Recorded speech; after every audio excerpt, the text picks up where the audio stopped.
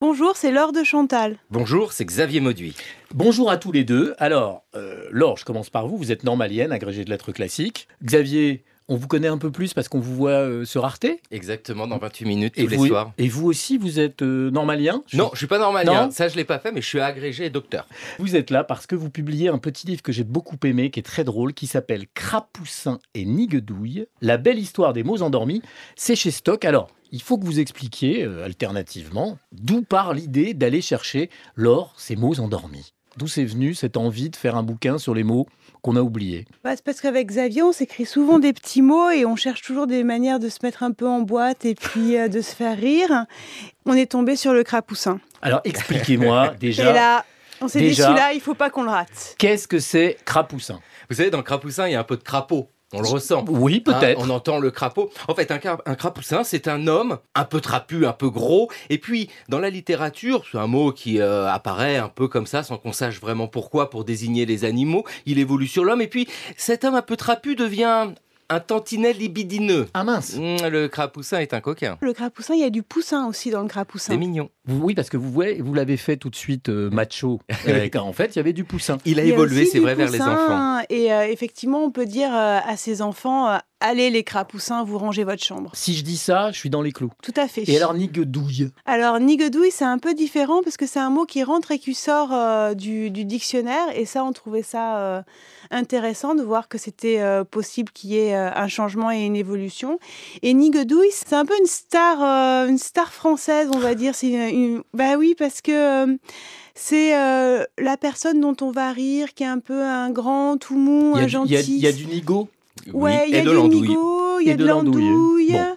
Alors, Il y a du Bourvil un petit peu dans le j'adore niguedouille. la Ouais. tactique du gendarme. Xavier, dites-moi, au fond, ces mots endormis, qu'est-ce que c'est exactement que les mots que vous avez été chercher? Ils ont disparu? Ils sont un peu là? Où ils sont? Avec Laure, nous habitons dans des dictionnaires. Nous aimons ces mots-là. Quelle chance. Voilà. Ah oui, non mais c'est magnifique. Et nous nous régalons de mots parce qu'ils apparaissent de partout. Et nous sommes rendus compte qu'en fait, les mots ne disparaissent jamais. Vous savez, ils sont chez Molière, chez Balzac. Donc, ils existent. Mais il faut Ils sont endormis. mais il faut aller les chercher. Les réveiller. Et vous savez c'est impressionnant le nombre de dictionnaires de mots rares qui existent. Et avec Laure, ça nous manquait un livre qu'on lit. Ce n'est pas un dictionnaire. Tout à que nous fait, avons c'est fait. très agréable Voilà, à lire, c'est c'est une pas un lecture. dico. Ouais, Et on peut le lire dans la continuité. c'est ça. Qu'est-ce que c'est, si je vous dis dans le bouquin, votre petit chouchou, Laure de Chantal, c'est qui? C'est quoi? Il y en a plein. Alors moi, j'ai un petit faible pour le maroufle. Mais la maroufle, c'est celle de Valérie Damido, c'est la même? C'est celle papier peint. Non, Non, c'est pas ça. Ouais, va- je savais bien. Ça ressemble, mais c'est pas pareil. Le maroufle, c'est un homme, mais ça peut être une femme aussi, Ah. qui est très content de lui et tout. C'est un peu une sorte de OSS 117, vous Qui voyez. se la raconte. Il se la raconte, il est content, il est toujours le premier, il marche devant et tout, mais il y a une forme de naïveté dans sa goujaterie. Donc on peut se moquer de lui. Ouais, voilà, il s'en apercevra pas. Et vous, Xavier? Ah, j'ai un petit faible pour le verbe emparadiser. C'est très joli. Vous savez, par exemple, au lieu de dire allons faire l'amour, viens, je vais t'emparadiser, je vais te conduire au paradis. C'est très joli. C'est chou, ouais. Vous dites souvent, viens, on va faire l'amour, parce que franchement, déjà, c'est Pas assez à mon goût. Non mais ce que je veux dire, c'est que ça se dit pas comme ça. Donc, en même temps, emparadiser, un gars qui vous dirait, viens, je vais t'emparadiser, vous suivez, Laure? Ah, mais tout de suite. Je reste sans voix. Alors là...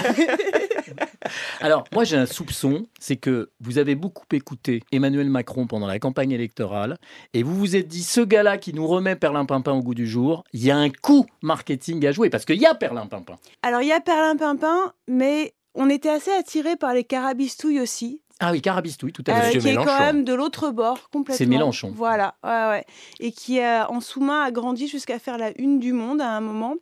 Bon, il y a le Volapuc aussi. Ah, le Volapuc, ça, c'est de chez De Gaulle. Bah voilà, ouais. Et alors, attention, on apprend dans le livre que Perlimpinpin, Valéry Giscard d'Estaing, l'a dit il y a quasiment 40 ans. Oui, et ça a déjà été utilisé, cette notion de poudre de perlimpinpin, dont l'étymologie n'est pas vraiment certaine, mais qui sonne rigolo, Oui. perlimpinpin. Et vous avez raison de souligner l'intérêt pour les hommes politiques d'utiliser ces mots rares, parce que d'un seul coup, dans un discours qui aujourd'hui est souvent formaté ou un peu simplifié, avec des mots faciles, compréhensibles par tout le monde, glisser de temps en temps un mot rare permet de se distinguer. Ça fait un peu un télo. Nous allons nous emparadiser toute la journée sur France Info.